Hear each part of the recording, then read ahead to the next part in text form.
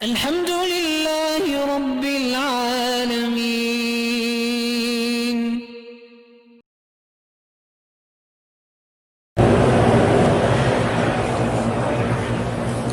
کہتے جی کہ عرس کی شرعی حیثیت کیا ہے؟ شرعی حیثیت یہ ہے کہ بالکل بدعت ہے.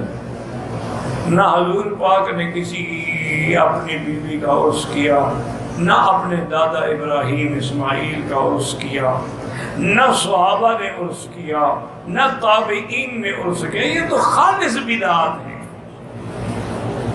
اور بالکل ناجائز. اور آج تک تم نے یہ نہیں سمجھا عرس کہتے کس کو ہے؟ تمہیں پتہ ہے عرس کہتے ہیں شادی، عریس کہتے ہیں دولہا، عروسہ کہتے ہیں دلہن. یہ کس کی شادی کرتے ہیں آپ صاحب بزرگوں کی؟ کس سے شادی کر رہے ہیں؟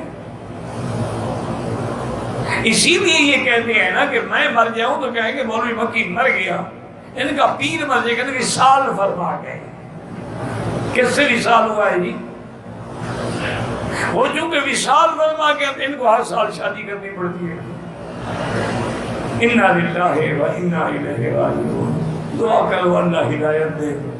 اصل میں مصیبت یہ ہے جی کہ اللہ والے تو فوت ہو گئے نا، اللہ ان کی قبروں پہ کروڑوں رحمتیں کرے.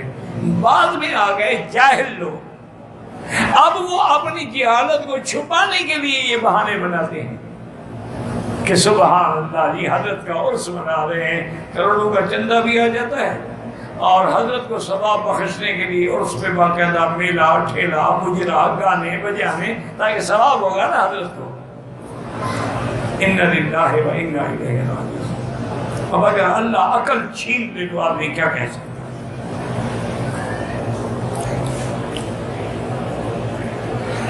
کہتے ہیں جی پاکستان میں بعض دربار پر بہشتی دروازے ہیں. ہاں ماشاءاللہ جناب، مکے مدینے میں تو نہیں ہے، تمہارے درباروں میں بہشتی دروازے بن گئے. پھر ادھر آنے کی کیا ضرورت ہے؟ وہاں جاؤ، بہشت داخل ہو جاؤ.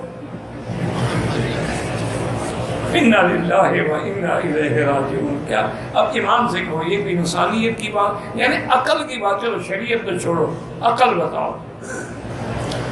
کہیں جنت کا کنڈا لگا ہوا ہے، کہیں جناب وہ بہشتی دروازہ کھلا ہوا ہے. انا للہ و انا الیہ راجعون. ولا نقول الا لا حول ولا قوة الا باللہ العلی. توبہ کرو بس.